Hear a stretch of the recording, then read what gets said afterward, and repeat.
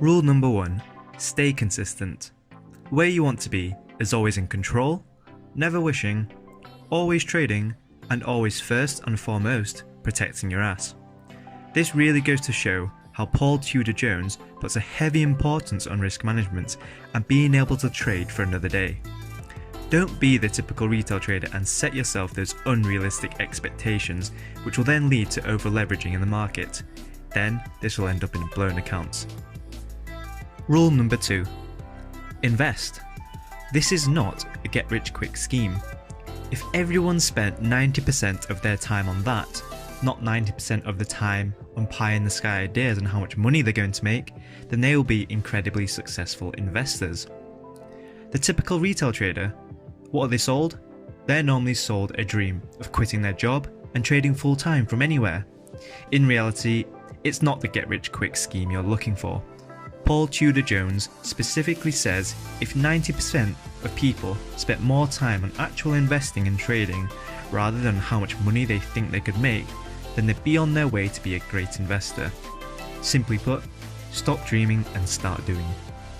Rule number 3. Know your maximum risk. The most important rule is to play a great defense, not a great offense. Every day I assume every position I have is wrong.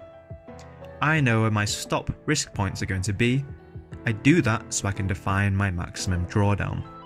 Now this is incredibly important to pick up as a typical retail trader. Everyone has different pain thresholds and risk appetites, but what you always want to be doing is protecting your capital.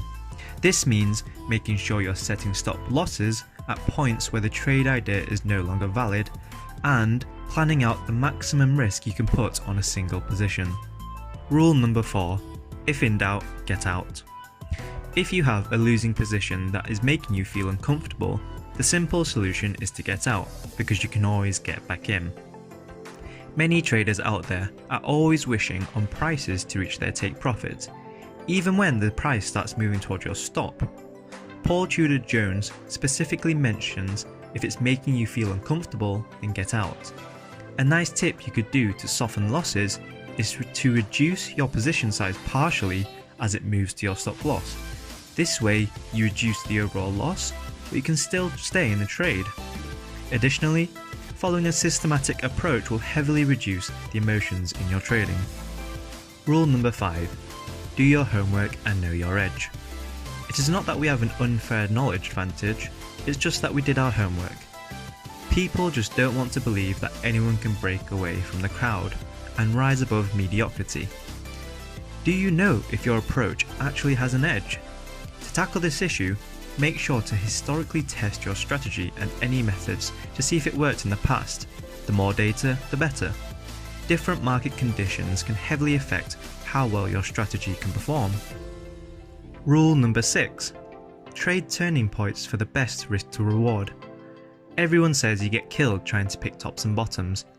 Well, I've been missing the meat in the middle, but I've made a lot of money at the tops and bottoms. Many hedge fund managers actually trade turning points rather than trend trading, which follows the crowd. But how do you know when a turning point will turn? The simple answer is that most traders are told a lie, that technical analysis alone can help you forecast turning points. In reality, that's not how the market works. To really increase your odds of turning points, you need to incorporate fundamentals, technicals, and an overall picture of the market to see if it's truly oversold or overbought. Rule number 7. Trade high volatility and breakouts. When you get a range expansion, the market is sending you a very loud, clear signal that the market is getting ready to move in the direction of that expansion. Most traders out there only stick to the major currency pairs, also known as the most liquid pairs. What does this mean? It means they're also the least volatile currencies, so they don't move as much as others. Paul Tudor Jones specifically mentions to trade high volatility. To work out the volatility, you can use methods such as the ATR and work out a tradable set of currency pairs based on volatility. Rule number 8. Always be humble. Don't be a hero, don't have an ego, and always question yourself and your ability. Don't ever feel that you are very good. The second you do, you are dead. Staying humble and knowing the market gives you opportunities and not the other way around is key to waiting for higher odds trades. If you start to think you're a market wizard and can predict every move, you're going to end up overtrading, overconfident, and over-realistic, all leading to a loss in capital and confidence in the end. Rule number 9. Always be alert to what can go wrong. I know that to be successful, I have to be frightened.